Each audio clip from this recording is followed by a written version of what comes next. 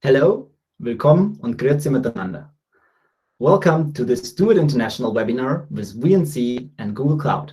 Thank you for joining us today. My name is Levit Keller, and I'm the country manager for DACH at DoiT International. While I come traditionally from IT consulting, I ended up in the startup world getting to know the cloud. I had the chance to really deepen my knowledge on the cloud when working for Google Cloud over the past 6 years. In this webinar today, we will look at how VNC migrated from on-prem to Google Cloud to build and deliver open source-based enterprise applications. If you have any questions, please add them to the Q&A section of the webinar tool, and we will try to get to them at the end of the webinar. If we run out of time, we will get back to you via email. With me today, I have the pleasure to welcome Daniel and Ben from VNC and Dr. Fortem Ba from Google Cloud. Also joining today is Sandro, one of our experts from DoiT International here in Germany. And just to give you an overview of what you can expect today, here is what we will cover with our agenda. Let me start by telling you who is DoiT International. We in DoiT are a global multi-cloud consultancy. We are a premier Google Cloud partner and have just been awarded the EMEA SMB Reseller of the Year. We have been supporting customers on Google Cloud for over a decade, helping them accelerate their cloud journey by providing training, support, cost optimization, and architecture reviews. And last year, we confirmed our long-term commitment of Google Cloud with an agreement targeting the delivery of $1.5 billion of cloud infrastructure services over the next 5 years. So how exactly can DoiT help you make the most out of the cloud? In the context of Google Cloud, DoiT is the largest GCP reseller globally. We provide customers multi-cloud consulting services and work very closely with digital natives and tech companies looking to leverage the power of scalable infrastructure, Kubernetes, data analytics, ML, and AI. 85% of our company is made out of senior level engineers and is done by design. Our intention is to combine all the muscle memory and hands-on experience that we've acquired over 10 years and openly share our knowledge and best practices to help you avoid the pitfalls that others have faced before you. So how do we do this? Our unique business model provides our customers with unlimited consulting, technical support, training, and access to our cloud management platform, all at zero costs. And yes, you heard that correctly. All of our services are delivered at zero cost and there is no catch. So if you want to learn more, drop me an email or visit our website. You can find our details at the end of the presentation. And without further ado, I will pass it on to Daniel. Hello everyone, I'm Dan and I'm the lead DevOps engineer at VNC, and I'm with Ben, who is a DevOps consultant at VNC. VNC Lagoon is a communication and collaboration stack, which we're now hosting in GCP. We're making use of Angular as our front-end technology, and the front end and the back end are all run in Kubernetes in order to facilitate us to scale out. We're making use of things like Cloud SQL in GCP, Redis, and we're also using Solr for our indexing, which is also hosted in Google Kubernetes Engine. As well as our own platform, we're also hosting our customer platforms in Kubernetes, or at least starting to migrate them over. And we're working with DoiT where we can actually start to build hybrid cloud environments for our customers who aren't quite able to run all of their applications in the cloud. Next slide. I'm now going to hand off to Ben, who's going to talk to you a little bit more about the VNC journey that we've been on so far. Thank you very much, Dan. Yep, so welcome everyone. So I'm going to talk a little bit about the journey that we've taken over the past 6 months. So previously we were in a traditional data center, so we had static VMs. We deployed to our customers and our internal infrastructure by Ansible, and had all kinds of nice Ansible playbooks. So the desire was there to move to GCP, for a number of reasons. And what we ended up doing was one of the first things we did was move our VMs, the static VMs which I mentioned, over to GCP, and then tested out the Ansible deployments that we were doing. Then we had quite a big piece of work, which was moving Jenkins, which had around 15 static agents in that traditional data center. We leveraged the GCP plugin that Jenkins provides, and we moved everything to ephemeral agents. So we used preemptible nodes as well, so we saved 80% on, or even more, on the costs, and the agents would only live for as long as the job was running. So this created massive benefits for us as a company. We also reduced build times by over 60% from what was in the traditional data center. So that was Jenkins and the static VM stuff. We then started to build our newly emerging containers with GitLab. We moved our first services to GKE, so Google's managed Kubernetes offering. And what was the engine in GKE, which was taking care of deployments and so on, is Flux and Helm Operator. So in the future, we plan to do automated customer rollouts of Google Kubernetes, whether that be on their customer account or our GCP account. We've developed and continue to develop fully customizable Helm charts to ease the rollout. And we also want to keep offering the hybrid cloud environments. So we understand that not all customers can live on Kubernetes just now. So we still develop that Ansible deployment method. And if we go to the next slide. So this is a methodology that we've adopted with help from GKE and Flux. So it's known as GitOps. And you can see here the sort of high-level software delivery lifecycle. So on the left, we have the developer or DevOps engineer who commits to Git, and in our case, it's GitLab.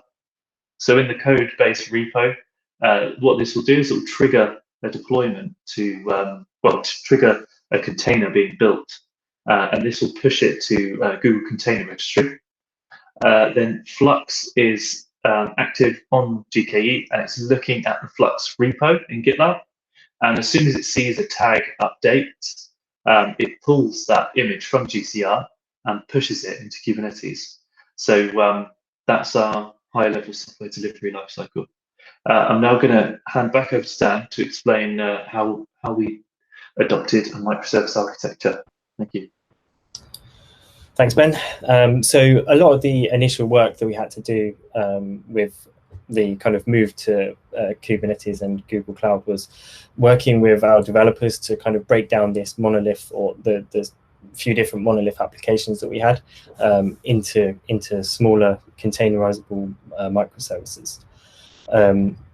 Alongside that, and whilst we was working with developers, we was writing the customizable Helm charts and sort of getting them ready so that we can deploy not once but sort of multiple times for different customers, or for sort of different use cases of the applications themselves. Also, whilst we were sort of in that process of doing that, we took the chance to kind of move to some PaaS services, again, like previously mentioned, like Cloud SQL and Redis, and we used like the storage buckets and different bits and pieces like that, which kind of made a lot of the sort of migration path quite easy, and sort of removed some of the dependencies we had in our previous infrastructure. So kind of all this work that we've done to date is kind of allowed us to deploy the VNC software development stack. So we have a dev, test, and live environment, which are identical in every way. So we're kind of testing in like real use case scenarios. We have our production instance, which all of our live employees use. We also built a SaaS environment as well, which is like a dedicated, or we have like the provisions to sort of automatically build customer environments in GCP. One of the customers who we've in the process of moving over to GCP is DFB.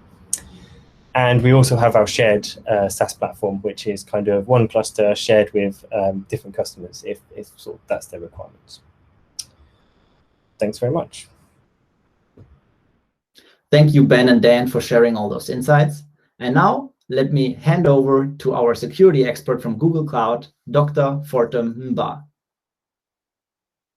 Thank you.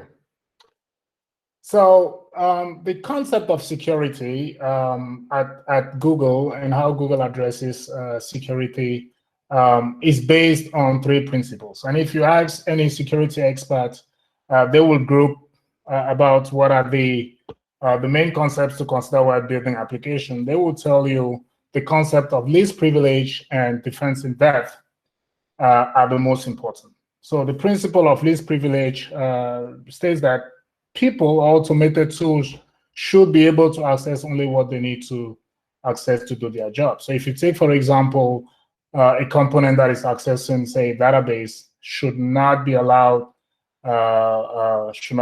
allow credentials that will have write access to the database if it is not needed. And on the other hand, defense in that is just having multiple layers of security controls. And it is based on the principle that there is an acknowledgement that almost any security control can fail. So either because an attacker is skillful enough or sufficiently determined, or because a problem with the way that security control is implemented.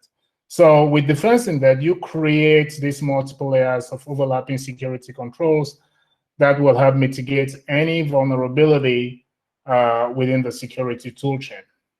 So at Google, we have brought in together these 2 principles and built a product called BeyondCorp, which is basically Google's comprehensive zero trust offering. And this is a solution that is also internally used by Google to protect its own resources, and Google is now offering it to its customers on Google Cloud.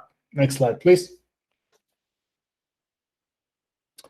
Again, coming to the aspect of technology, there are 2 main concepts when building an application to consider, and all these concepts are offered on the Google Cloud platform. We have the concept of tokenization, which is often and mostly used in credit card numbers, and it's a technology that is used to replace a piece of sensitive information or data with a token. And this token is usually a randomly generated number that will be useful or useless to an attacker or somebody who didn't have the rights to access the resource. And tokenization can be used on its own or in combination with encryption, which is the silver bullet, as many security professionals call it in the data protection world. There are 3 main types or categories of encryptions, or data can be in one of these categories. And data can be in motion, which is data that is transmitted across a network and using transport layer security. We have data can be in use, which is data that is currently being processed in a computer's CPU or held in the RAM. And then we have data at rest, which is data that is stored on persistent storage, such as a disk or cloud storage. Next slide, please. At Google, we have different types of storage, and when we talk about encryption of data at rest, the power of encrypting data at rest comes with the infrastructure to manage the keys. And at Google, there are different ways that you would manage the keys. So you have a default encryption of every data that is stored on Google Cloud is encrypted, and the keys are controlled and managed by Google and rotated within a certain period of time. And then we have different solutions to address the different security needs based on the customer requirements. So we can have encryption where the customer manages the keys, or we can have even a hardware security model, usually called HSM, which is stored and operated by Google, and the keys owned by the customer. Or we can also have an HSM sitting in a co-located environment, all managed by the customer. In any case, the data that is stored in Google is by default encrypted, and then the customer can decide to re-encrypt this data with their own keys and store them in their HSM. Next slide, please. So what is the concept of confidential VM? As you may all know, we have different models in the cloud. We have the PaaS, the IaaS, CaaS, and many different different offerings. But everything that runs in the cloud runs in a VM. And there are two options or two possibilities. Either the VM is managed by the customer or it's managed by Google, on top of which a PaaS solution is built and the customer has no visibility of the VM. But in instances where the customer wants to manage their own VM, then they will have to configure the VMs and manage it themselves. And this is where encryption of data in use comes in place.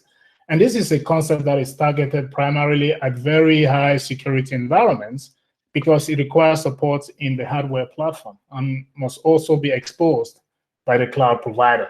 So the most common implementation is encrypting data in the or a process in the memory or in the CPU that even a privileged user or a malware running as a privileged user cannot read it. And in Google, a confidential VM is just like any regular VM. Data is encrypted while it is in use, and the memory is encrypted and only decrypted by the CPU, by the process that requires to view the data. Any other process have no access in the memory, and you can scale the VMs to up to 224 CPUs and up to 896 gigabytes of memory. So those are the main concepts of confidential VMs and how you can securely manage your data on the GCP platform. Thank you. Thank you so much. And now, last but not least, Sandro, Senior Cloud Architect from DoiT International, with further considerations on security. Hello, my name is Sandro Manke. I'm one of the cloud architects at DoiT International, and I want to talk about how we approach having your environment secure. The first thing we do is start with the why. So why do you really want to do it? And that's something we have to go from your requirements, from your business, from your details. But there's also a common things that we generally see. So it's, for example, tenant isolation. You want to make sure that your environment, your tenants, run as cheaply as possible. So the more money you earn per tenant, the less you have to pay, the better for your business. The less your tenants have to pay, the more likely they're going to grow bigger or use you more or even use you at all. One more thing you might have to take care of is curious neighbors. So if someone else in the cloud might want to listen in, it's not very likely, but it's still there. You could accidentally leak data. So it's not always that someone does this on purpose. The same as malicious users. You know, if you have them, they might not be malicious intentionally, but someone have taken over their account, their computer, or something like this. And because of this, they might be malicious suddenly. Or you process sensitive data for someone else. So it might not be your own data, but this other company might have other regulations and tell you to be more careful about this data. So you have to think about how to make this better. Or there might just be bugs. Software, infrastructure, anything like this, all can have bugs. The better you protect it, the more layers you have in between, the more likely you still protect your data even though there was a bug. And that's usually a good thing to do. So the how on how we approach this is that we actually go and find out what data you have. How do you classify this data? And what needs does your business have? Because every business is different. Some businesses have to protect their data really well. Some just have to take care, hey, there's GDPR data. Let's protect that part and the rest well enough, but not as much. But it might be different depending on your business, how much it needs to be done. Even when you now do all the things of a development cycle where you say, like, I do it securely, I think about the architecture every time I think about security, it still makes sense to consider that you audit the whole thing as a whole regularly to see if everything still fits together properly. Depending on the size of your environment, that might be something different people do than the developers on a single product. So it depends a bit. One other thing that was actually mentioned by Jonas before is zero trust. If you don't have a parameter where you get in and then you can do whatever you want, but you make sure that every step of the way you have authentication, you have authorization with context, it will make it harder for an attacker to actually gain or elevate his privileges or gain any information. Because he will, even when he takes over one node, have to authenticate to the others. It may be possible, but it's still harder, quite a bit. And one more thing we have in the cloud, we can automate it all. So you don't want to do any of this manually if you can. If it can be automated away and you can free up your time for something useful, very much do so. It's going to make it much better. And as usual, the data we don't have is the best data. So if you can make sure that you anonymize data or tokenize data, or however you do it, there's different ways of anonymization. If you don't have it and it gets lost, you're still safer because the data that got lost possibly was not as critical as real user data, for example. And that's still going to improve your standing. It's still going to improve how people view if something happened or not, hopefully. I mean, we're going to try to make sure that it doesn't happen, but reality is reality. One more thing I want to go into detail is how do you do this on Kubernetes? Because we have said before, security on GCP, and GCP handles a lot. It also gives you a lot of things on Kubernetes level for you. The thing is, Kubernetes is your own little infrastructure. So there's a lot of small things you have to handle. It has a lot of power, but as usual, when you have more power, you have to do a lot more things. One of the things you should take care of, making those containers run securely so that they can't escape, that they can't do anything bad. This is, for example, done with not giving them root, having a read-only file system, limit their capabilities so they can't escape things. On the other hand, you want to isolate those pods where the containers are running inside. So you want to make sure that the ingress is limited, for example, that the egress might be limited. Not every container might need internet, or not every container needs to talk to any other container. It's different. So you want to make sure that those pods are as isolated as possible. One more thing you take care of is the workload identity. This goes into the secrets point, actually. It plays a bit together there. You want to avoid secrets where you can. So you want to make sure that every pod has their own identity. And when you can avoid the secret and actually use, for example, workload identity or vault or whatever other system you want to have there, some way that something else manages this identity for you, and you get temporary credentials each time. It would enable you that, because those credentials are rotated very often, whoever gets them cannot use them, at least not for long. Hopefully not at all. Because there's still some other things you can do. See context. For example, you can make sure that a certain credential can only be used in a certain context. So if this credential is used outside of that context, like from an IP in China, you wouldn't accept the call. That is doable. Not everything will allow that, but there's options you can go for that. We can definitely talk about that. There's other things you can do, is like container manipulations. This is a much bigger one. Because a container can be manipulated from the computer of your developer through CI/CD, so the continuous integration, where you build your Docker images to the point where you deploy them on a container registry, to the point that you pull those images from the container registry into your cluster. And on each step of the way, it could be modified. And you want to make sure that that doesn't happen. So you're going to have to sign things.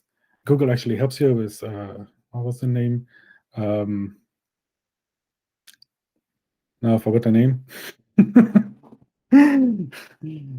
There's a service for that makes it easier. Sorry about that. And binary authentication, it was called. There's other ways how you can do that and other things to protect, but this is one of the things you can do. So you can, for example, don't use tags. Use the SHA, which is immutable. The tag is mutable. You can override it. The SHA is not going to be that easy. There's other things you want to do to isolate those pods. For example, you want to make sure, even if someone changes a container or make it malicious, You could have an admission controller. Entos helps you here, Open Policy Agent, a couple of other things where you can make sure that containers with certain bad features wouldn't be allowed to be deployed to the cluster. And you make sure that in certain namespaces, only certain things can be done. So you can have a second layer of control on top of that. You can even have a third layer that actually remediates things and scans things on a regular level and make sure that if something is not up to the standard that you defined, policies, it would be removed or alerted or whatever your policy is in that case. And in this regard, because we can automate things, one thing you can do is scan stuff. It's not perfect, it's not going to find everything. And part of the things you can find as policies. Other parts, there is some static analysis for code, static analysis for containers. You have actually a lot of tools out there that can tell you, is this cluster actually secure, or do you have things that you might want to take care of, or is there something a bit wide accepting, or it can do anything. And there's tools that can alert you to that. Using them and running them regularly can be very beneficial, because while they won't find very specific things, they can find the worst offenders. And so at least you have a baseline that is managed. And maybe a word about DoiT. So we have been doing this for a very long time. So we actually have been running Kubernetes since like forever. And there's a lot of people in here that have actually looked into the source code and have a very deep understanding about Kubernetes. And we also have our own product, so we understand you want to focus on your business. It's not about security, it's about your business and enabling that your business runs well and it runs securely so that people continue to trust you. And that's what it's really about. Thank you. And I head over to QA. All right. Thanks so much. I think we come to the most exciting point of our today's agenda, the Q&A session. Thanks to our speakers. We will now have Ben and Dan from VNC available for your questions. So the first question we have, how long did it take you to migrate onto Google Cloud? So the actual initial migration process was kind of a lift and shift onto Google Cloud. So that in itself took about a month and a half to 2 months. But the actual migration into Kubernetes and containerizing the applications is still an ongoing process and continuing improving what we've actually got deployed. Dan, Ben, there is another question for you. What were you previously using? And I think you mentioned on-prem, but maybe you can elaborate a bit further. Sure. So the actual previous to Google Cloud was in a traditional data center, and we pretty much just kind of followed pretty similar sort of deployment process as what we followed in our lift and shift onto GCP. So we actually just deployed to the virtual machines using Ansible. Yeah, it was kind of the drive to move to GCP was to kind of get away from using Ansible and virtual machines altogether. We have another question. Any tips you can share from your migration? Anything that you would like to share? So I think the best thing we could advise for any other companies in our situation is to make sure you have a clear plan of what you want to achieve during the migration, what the end state is, or the desired end state, and do all the simple stuff first. So tackle the low-hanging fruit before attempting anything bigger. So there's another question, and this one is particularly interesting. What made you decide to migrate to Google Cloud? Yeah, so there were a whole host of benefits, really. Financially speaking, it's far better than the traditional data centers and hosting companies offer. Visibility into cost, leveraging things like preemptible nodes, which also can reduce your cost if you're running stateless workloads. GKE, the managed Kubernetes offering, Google's is by far the best I've used so far, and other things like that. So all their PaaS services, it just makes it easier to deploy to and easy to migrate to. There's one more question for you, Ben and Dan. Can you give us an example of one of your customers that you have migrated to the cloud? So one of the customers we've actually successfully migrated onto Google Cloud is DFB, and they're running a 50,000 mailbox system, and is isolated from the internet. So it's a highly secure email system, and they're now running on GCP. And in the future, we're looking to actually move some of their services onto Kubernetes as well. So that system itself is actually running on virtual machines at the moment, but it's kind of an ongoing piece of work with our VNC mail system. Okay, and now we have a question for Google. What reporting or audit capabilities are available on Google's confidential computing? So the way reporting and monitoring work in Google Cloud is universal. So we have reporting and monitoring capability that work across the entire set of products that you have on Google Cloud. So, and the same applies to confidential computing. The difference, though, is that in confidential computing, because encryption happens at the CPU or the memory level, the keys are all controlled and rotated by the CPU. So the specific processes within the memory are encrypted, and these keys are managed by the CPU. So access to these keys is not, you don't have access to these keys because entirely happening at the CPU level. So monitoring how it happens in Google is that you have different tools. So you can monitor, collect metrics, analyze trends, set alerts, set thresholds, and watch out for specific kind of SLO activities or alerts and take actions. As well as you can do logging, right? You can then analyze the specific logs that you collect from your monitoring metrics to generate or troubleshoot specific applications if need be. And you can then also use other tools like CloudTrace that we have on the Google Cloud that will allow you to, which is a set of libraries, and it will allow you to see how latencies vary between the different processes that are running on your VM or your confidential VM. So the way monitoring works is universal across the board, and the VM itself and the encryption that happens at the CPU level is not affected by that. You would only not be able to see specific processes that have been encrypted by the CPU or the RAM. Hope that helps. And then there's one more question for Google. Is there any impact on performance and latency? Well, when we talk of latency, which is generally measured in milliseconds, and latency is how long it takes for, say, a storage device, irrespective of where that storage device is, to start and complete a specific input on output operation or task. So latency doesn't only depend on where the server resides, but it can also depend on how the requests are being made to that server. So because Google has a very strong network and interconnected network between the different data centers, irrespective of where interconnection between the Google data centers are always top. We have very strong SLAs for our connection, but depending on how people connect to the different services, your customers, their location, they may have different responses, and that is where you could see a sliding change in latency. But latency within the Google itself, is at its lowest.